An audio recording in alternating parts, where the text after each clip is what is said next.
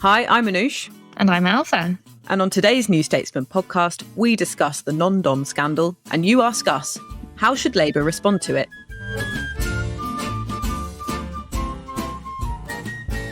We're recording remotely today, and there's a bit of drilling in the background, so do bear with us. So we're recording on Monday morning, and this is the morning after Rishi Sunak referred himself to Lord Geit, the independent advisor on ministers' interests, to try and clear his name over this scandal that doesn't seem to be going away over his wife's non-dom status, and also the suggestion that he held a green card until fairly recently. But what's happened here, Ailbhe, is actually what's been exposed is Rishi Sunak's perhaps naivety as a politician. What do you think? Yeah, I think so, because I think the way this story has been playing out, obviously it's recess at the moment, which means that when we're talking about how this has played out in Westminster, we're really talking about MPs on WhatsApp from their different constituencies or on holiday. You know, it's not really our people in corridors standing around talking about this because everyone has scattered for the Easter holidays. But and I'm sure that actually does affect slightly the way the political story has unfolded slightly, or how Tory MPs have been reacting to it. But it's not just, I think, the facts of the story itself. It's really how Rishi Sunak has dealt with it and has been seen right from the start of this to be on the back foot. I was with a lot of Conservatives as the story broke, just by coincidence. It was on that Wednesday night. Everyone was seeing, you know, Rishi Sunak's wife has non-dom status. Everyone thought that it was about tax havens from the off, and everyone was sort of groaning. And then quite quickly, the response from Rishi Sunak's team was that this was a sort of an unfair attack on Rishi Sunak's wife because she's Indian. And so obviously she's non-domiciled in the UK. And then the following day, that kind of unraveled with tax experts saying that the two aren't really connected. But that had been the line that Rishi Sunak's team went with originally. And the chat among Conservatives was then that night really about whether they needed to get on the front foot and say that she would seek British citizenship. Or certainly that was the conversation with the people I was with, and they were passing on those concerns to Rishi Sunak and his team. That the line around her being Indian was too defensive, and they needed to kill the story quickly with an announcement like that. But then that completely unraveled. And we had this sort of narrative, which was a bit, I think, I don't know what you made of it, Anoosh, but this kind of uncomfortable narrative, Rishi Sunak talking about his wife being foreign and being attacked for being foreign, but he hopes that the British people will be welcoming of a foreign wife. And that, those aren't direct quotes, but that was really the tonal bit, that they really made it about her nationality, which added a sort of unusual spin to it and sort of distracted from the main issues around the tax arrangements themselves. And after he came out fighting, you know, he gave those comments about his wife being foreign and so on, were in an interview with The Sun. He gave that quite defensive interview, and within 24 hours, his wife had taken a U-turn and announced that she would be paying that tax, but that she would still be non-domiciled. Then there were the revelations about the green card. There have been allegations about both of them using tax havens, which have been denied. And then Rishi Sunak this morning has asked for Lord Geit to look into whether his interests were declared properly, which is something that Labour has been calling for, but isn't really even the central thing.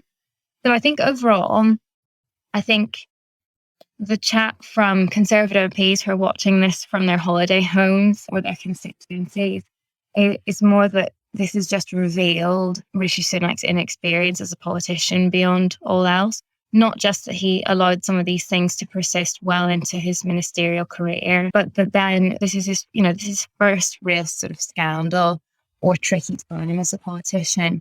And he's responded quite badly. His response that this was a smear, briefings from his allies that this was coming from the Prime Minister, launching an inquiry into who leaked and the details of his wife's tax arrangements. I think all in all, it means his stock has fallen even further in the eyes of Conservative MPs who at one time really did think that he was their next great hope for leader. But now I think they just see it as a continued demonstration of just how green he is, how inexperienced, that ultimately he's so new in politics that he's unable to cope with a scandal like this or to ride it out properly. Yeah, I think I agree with you on his naivety, because I suppose our introduction to Rishi Sunak was as someone who was accelerated into a top government role without having that much experience. And he impressed in that role because he had to step in and do those emergency COVID measures, which in turn made him a very popular politician for quite a long time. But in a way, even though the pandemic was probably the biggest crisis faced by any sort of modern government that we can remember, it almost wasn't a challenge, in the sense that he had to introduce the schemes that he introduced to try and keep Britain on ice through the main part of the crisis. And now he's having to make those difficult decisions about how you actually help Britain through, inflation and rising bills and all of the sort of perfect storm of crises that are coming. And it's almost harder for him to make those decisions because it means that you're not automatically going to be popular, like his initial introduction to this sort of top level of politics. And so now you see that every single thing that he's facing, including, okay, this isn't a standard political scandal because not all of our politicians are this wealthy or have their taxes arranged in this way, but it is a sort of standard scandal in the sense that it involves a member of a politician's family, and it's something that the public can get their teeth into because it's about someone's financial circumstances, and not everyone can relate to being as wealthy as him, but everyone can relate in terms of knowing what it means that someone's got billions of pounds and how different that makes them from the public. And so it's one of those stories that cuts through. It's quite a vintage political scandal in a way. And so he's facing these more conventional challenges that politicians face when they're in high levels of office. And he's showing himself wanting, basically. I think you're completely right that he was so defensive, accusing it of being a smear, putting it about that they're investigating who leaked it, suggesting that it may have come from Number 10, talking, like you said, about her Indian citizenship and her attachment to her country as if there was a xenophobic element of some of the criticism of her tax affairs, when of course she can stay an Indian citizen but pay all of her taxes in the UK, as many Indian citizens here do. And also that element of suggesting that there's a sexism to some of the criticism, saying his wife isn't his property and things. And there's been a lot of Tory MPs and ministers who have been out defending him using those lines. And I just feel sorry for them that they have to try and use that line, because family always does come into it, doesn't it? Boris Johnson had to apologise for calling Emily Thornberry Lady Nugee once in the Commons after her husband's knighthood. It always comes into it. Boris Johnson knows that himself with his own wife. So there is a bit of a naivety there. And he came out defensive and looking like he just really didn't understand the problem with what the actual meat of the scandal was. And the fact that she has then decided that she is going to pay all of her taxes here suggests, a complete concession to all of his critics. I think it's been it's really shown him up. I think it's exposed how he doesn't quite understand. And that brings us on to the next question that a lot of people are asking. If he didn't quite understand how the scandal would play out, does that mean that he's out of touch in other ways? And is that linked to his wealth? There was that interesting piece in the Times by Claire Foges, the former speechwriter for David Cameron, I think, who was basically saying Rishi Sunak is too wealthy to be prime minister. It makes him too out of touch with the electorate's day-to-day life and daily concerns. Obviously, this is something I've looked into quite a lot in terms of how bothered the public is by the wealth of their representatives. And in general, you can pretty much say, and this sounds very crass, but the public doesn't actually care about how rich politicians are. In fact, there's a lot of evidence from the polling that we've done and from previous research that wealth is seen as this aspirational thing rather than something that ought to be punished. But is there a sense that we've seen him unable to pay a check out and borrowing someone else's car to fill with petrol? Is there a sense that he just doesn't really get how he looks? Car. Yeah. What do you think? And then they asked if he knew the price of a loaf of bread, and he said he couldn't answer because they have lots of different breads in his house. Which I love. He has the gluten-free option, and you see he couldn't comment. Yeah, I think I'm totally right. But actually, even those kind of funny details, I think expose the problem slightly, because as you were saying, polling does seem to suggest that the public doesn't resent people being wealthy.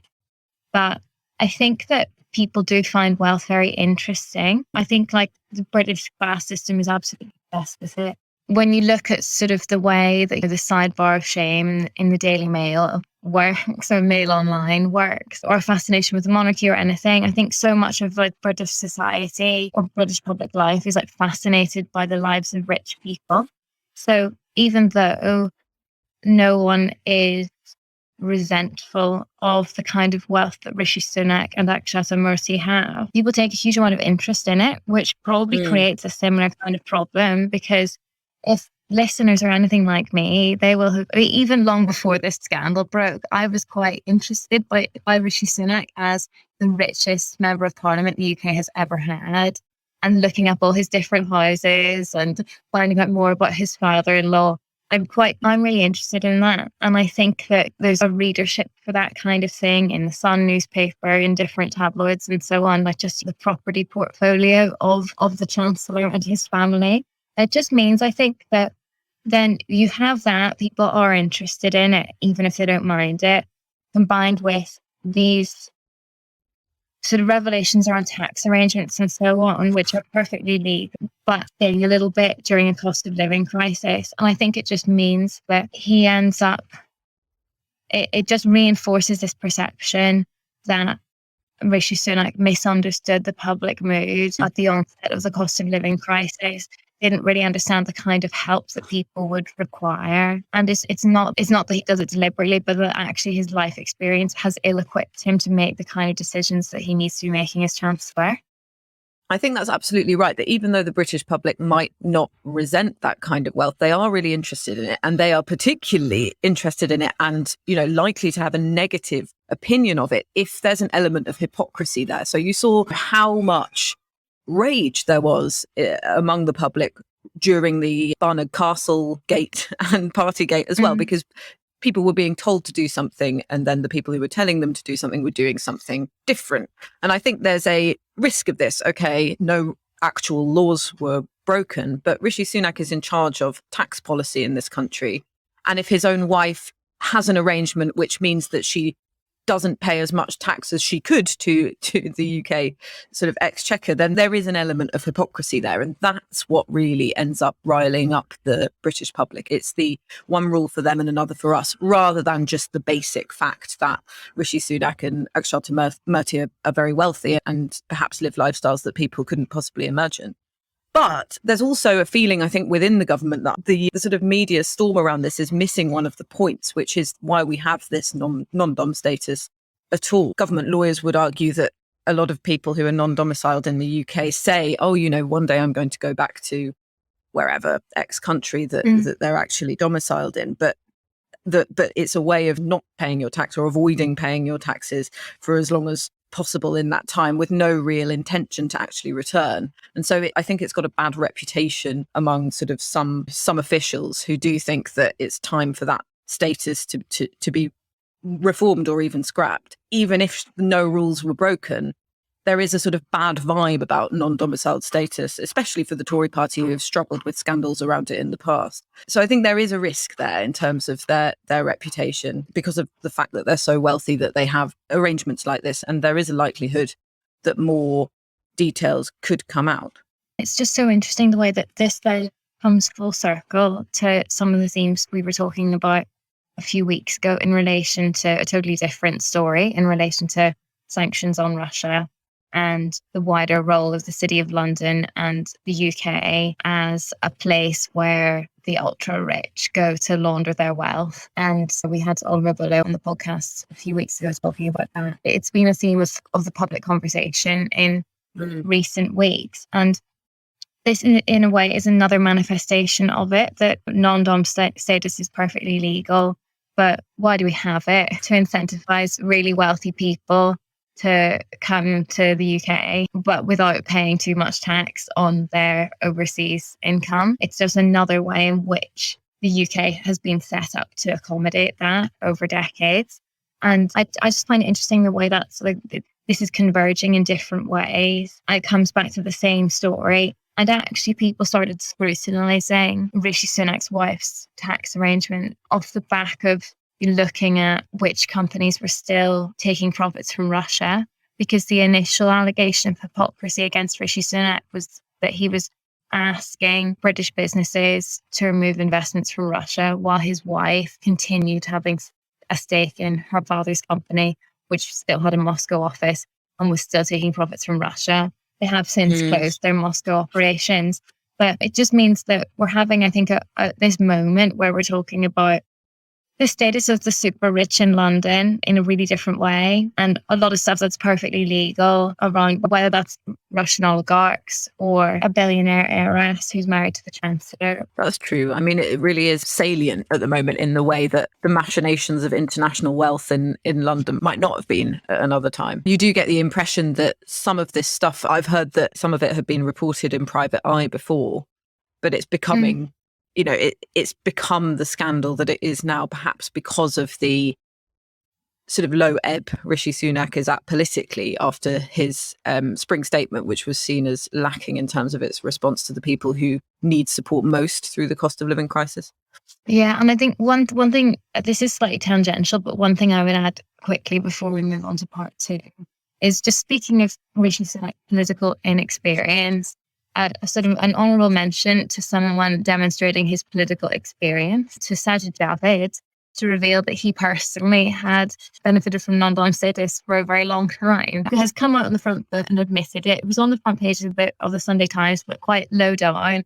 And because of the scandal, no one is talking about it. And in the details of the story, it's very clear that he paid back, or he insists he has paid back and lost any sort of profits or benefits that he would have gained from the non-domiciled status before. But it means that it's possible, if there's a reshuffle in the coming weeks or months, that Rishi Sunak could be moved elsewhere.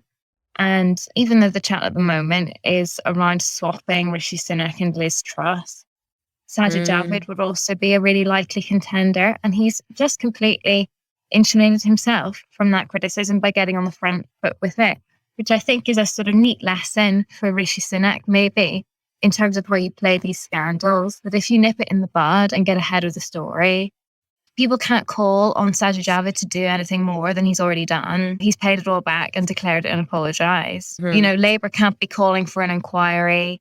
There's nothing more to be done on that story. So he could become Chancellor again and there's no scandal there.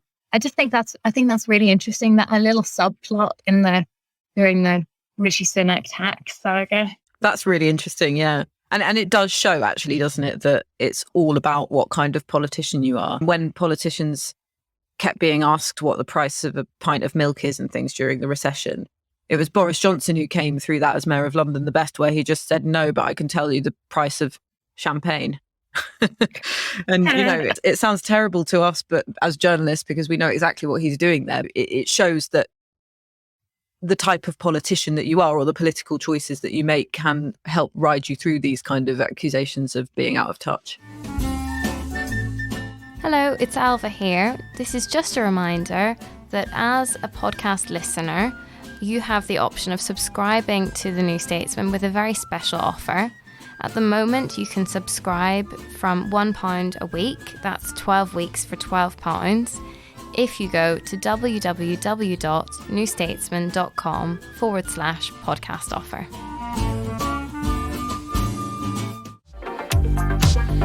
From the New Statesman World Review comes France Elects, a special podcast series exploring the main candidates and the big issues shaping the campaign to be France's next president. I'm Ido Vok, and over the next 2 months, I'll be joined by special guests to dissect incumbent Emmanuel Macron's record, his rivals to the right and left, and key issues such as foreign policy and the climate. Just search World Review on Acast or wherever you get your podcasts.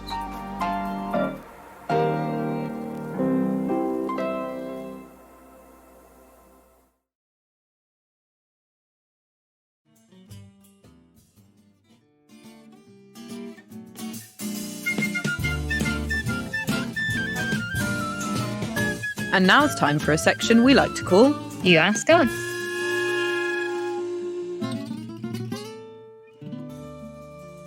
So our question for today's episode is how Labour should be responding to the story about Rishi Sunak's wife having non-dom status. Ailbhe, you were kind of ahead of all of this, weren't you? Because you were speaking to Labour insiders a few weeks ago about how they would counter Prime Minister Rishi Sunak, or Rishi Sunak leading the Tories into the next election. And they were basically telling you that they didn't really rate him as a politician. So they've been vindicated here. How are they approaching it now that he has found himself in a bit of trouble? Oh, I'm chuffed that you have mentioned that piece again, Anoosh, because lots of people have actually been sending me screenshots from that piece over the past week, because some bits are remarkably prescient. A Labour person sent me a screenshot of one of the paragraphs in which I wrote, Labour figures also whispered that wealth is often associated with questionable tax practices. While there is no suggestion that Sunak or his wife are involved in tax avoidance, the party hopes that with the amount whose wealth tied up in so many ventures, the issue will eventually become a political headache. Wow. And I think, and I remember writing that thinking you have to be really careful legally, not to accidentally imply that you're aware of some kind of dodgy dealings that don't exist, but just probability wise, I think I'm speaking with Labour figures at this point when Boris Johnson's stock was low and it looked like Rishi Sunak might challenge him for the leadership, or even if he didn't immediately, could become the next prime minister down the line. They were just saying probability wise, when people have that amount of money, often there are complex tax arrangements in play or things that could end up becoming a bit embarrassing for Rishi Sunak. And they've been totally vindicated to the extent that it might make you think Labour had some hand in this re-emerging in the first place. And I suppose that's part of it. I think the question of how Labour should be responding is, I think it isn't actually entirely clear what role Labour has had in this story emerging in the first place, because Rishi Sunak has called it a calculated smear. And I suppose it's not a smear in that the things that have been reported are entirely true and accurate, but it has been calculated to damage him, definitely. It's definitely not a coincidence that his wife's non-dom status came out on the day that a tax rise came in for the country. That was done with the intention of inflicting maximum damage on Rishi Sunak. His allies were suggesting that it came from Boris Johnson or those around him. And actually, even though I haven't really seen this report, so there was a lot of speculation on the night that it broke that it was Liz Truss or people around her. Now the consensus seems to be that it was maybe a civil servant or official passed it on to Labour, who then in turn passed it on to the press. It could also be the case that no one was really leaking it because Private Eye broke it a year ago. It might be that just because it became more salient with him putting taxes up and not doing enough for the poorest, that someone revisited it and decided to push it a little more in front of the noses of people who may have not seen it a year ago. It's confusing, isn't it? Because there's a lot of different chatter around it, because certainly the Westminster rumour mill has it that only a few people knew, but the Rishi Sunak declared all of this really early on when he started at the Treasury. And so this idea that officials were sitting on this for years and then someone leaked it. And I think I heard somewhere or read somewhere that only about 6 people knew of the arrangements, but then you're saying that it was in Private Eye. So I suppose that's all by way of saying that we don't really know whether Labour has had a role in planting this story in the first place or using it to inflict maximum damage on Rishi Sunak. And certainly I think they would rather create the impression that had nothing to do with that. But it means like actually Labour's involvement in this story could be quite pivotal. But it means that I think they have to have a left hand not knowing what the right hand is doing. And even if they had some involvement in this story coming out in the first place, publicly, I think that what they're trying to do is look like they're shifting it off his personal arrangements or anything that looks like the politics of envy or anything like that, back onto the policy questions, back onto the choices he's made around the cost of living and quite technical questions around whether he declared things properly. And I think that they, in a way, even if they've been involved in planting the story, are now trying to look like they're not that fussed about people's private tax arrangements or family affairs.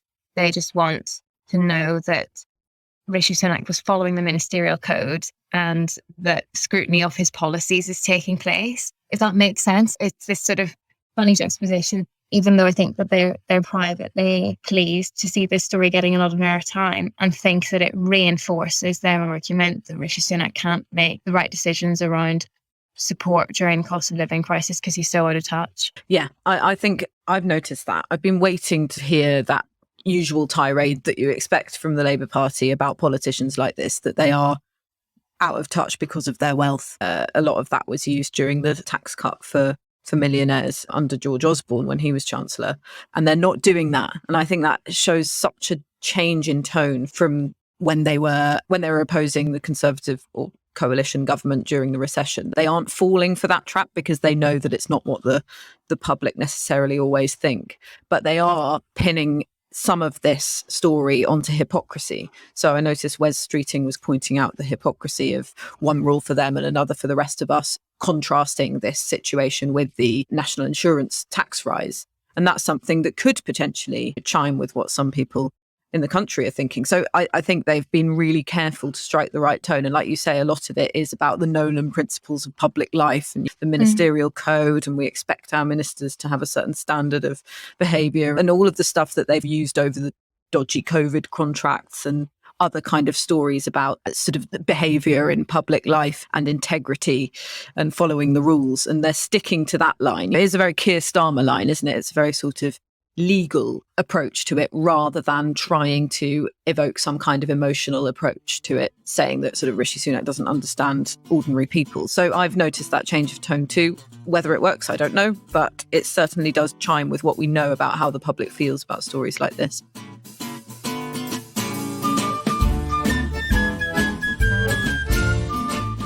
You've been listening to the New Statesman podcast with me, Anoosh Chakelian, and my colleague Ailbhe. We're produced by May Robson, and our music is Devil with the Devil, licensed under Creative Commons. Thanks so much for listening, and don't forget to leave us a nice review.